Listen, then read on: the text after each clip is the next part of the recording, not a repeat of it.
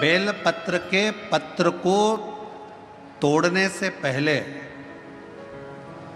एक नियम है कि बेल पत्र के पत्र को वृक्ष से जब तोड़ा जाता है तो सबसे पहले उसको मंत्र दिया जाता है। क्या कहा जाता है? ओम नमः शिवाय। बेल पत्र के पत्र को पेड़ पे से जब तोड़ा जाता है तो ओम नमः शिवाय का नाद किया जाता है। और बेलपत्र के पत्र में,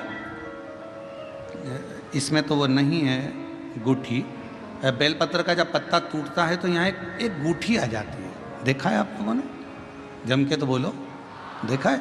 तो बेलपत्र के पत्र में जो गूठी होती है उसको भी जब तोड़ा जाता है, उस गूठी को जब अलग किया जाता है तब भी शिव मंत्र उसको दिया जाता है।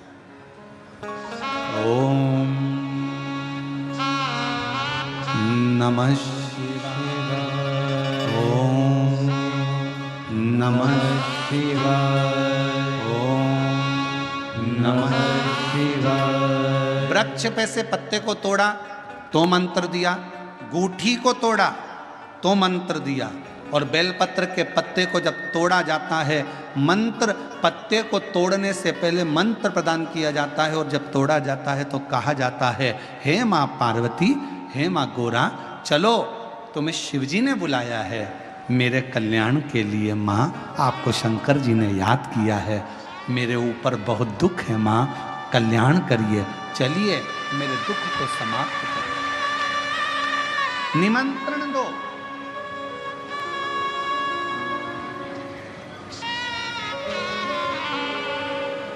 पहले नंबर पर क्या देना है बेलपत्र के पत्र को तोड़ने से पहले?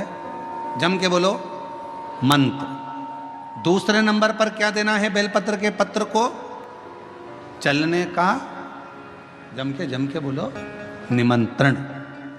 माँ पार्वती जी से कहो, हे माँ गोरा, हे माँ पार्वती, हे माँ चलिए, आपको शिव जी ने याद किया है। माँ, हे माँ पार्वती, हे माँ गोरा, मेरे कल्याण के लिए, मेरे दुख को दूर करने के लिए, मेरी तकलीफ़ों को हरने के लिए, हे माँ गोरा, मेरे कष्ट को समाप्त करने के लिए, माँ गोरा, मेरा भंडार भरने के लिए आपको शिव जी ने याद किया है, निमंत्रण दो।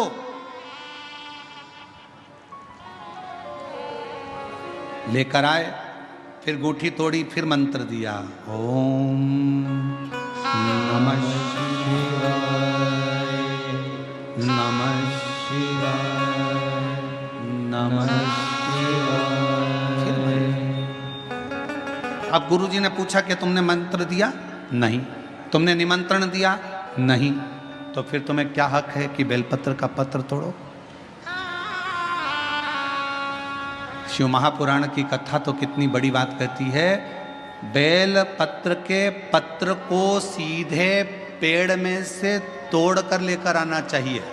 बेल पत्र की डंडी, कई माताओं की, कई भाइयों की आदत थी, बड़ी सी डंडी होती है, उसको वहाँ से काट लिया, तोड़ लिया, पूरी की पूरी डंडी तोड़ कर लिया है, फिर घर पर आकर उसमें से पत्तियाँ तोड़ ली, जो डंडी थी उसको पटक दिया। ना ना ना, ये गलत है, ये गलत है। वृक्ष से पत्तों को निमंत्रण देकर फिर तोड़ा जाता है, और फिर लेकर आकर दूठी तोड़ते समय भी शिव मंत्र को दिया जाता है। कुछ नियम है बेलपत्र के भी, उसको धारण करना चाहिए। कुछ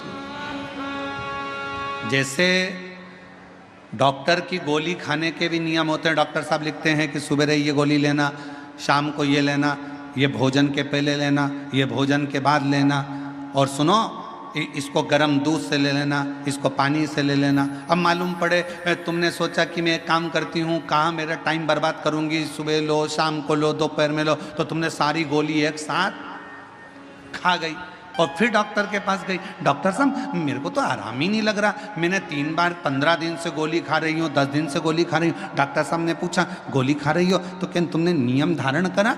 हाँ। क्या क्या नियम धारण करा? सुबह की गोली सुबह खाई, भूखे पेट की भूखे पेट खाई, भोजन के बाद की भोजन के बाद खाई? नहीं नहीं नहीं, मेरे पास समय नहीं रहता, इसलिए सारी की सारी एक साथ खा गई। डॉक्टर ने कहा इसीलिए तो दवाई असर नहीं कर रही है, दवाई खाने का भी तरीका होता है। आवाज़ सेट नहीं है भाई, दवाई खाने का भी तरीका होता है। दवाई को खाने का भी एक तरीका है। उस दवाई को खाओगे, आनंद पाओगे, स्वस्थ हो जाओगे, रोग मुक्त हो जाएगा। तो दवाई के खाने का भी तरीका है। उसी तरह गुरु कह रहे हैं, संत ने कहा कि तुमने गलती करी, तुमने करी।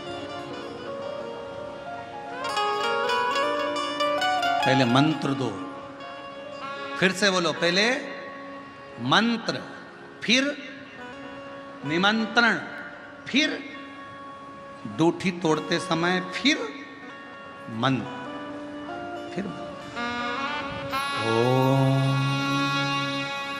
नमः शिवाय, ओम नमः शिवाय, ओम नमः शिवाय। फिर मंत्र के बाद निमंत्रण दो। माँ पा, हे माँ गौरा, साथ में बोलो, हे माँ गौरा, हे माँ पार्वती, चलिए आपको देवाधिदेव महादेव बुला रहे हैं मेरे दुख को काटने के लिए, कष्ट को मिटाने के लिए, तकलीफों को मिटाने के लिए। माँ आपको शिव ने याद किया है। पत्र लेकर फिर शिव के पास चले।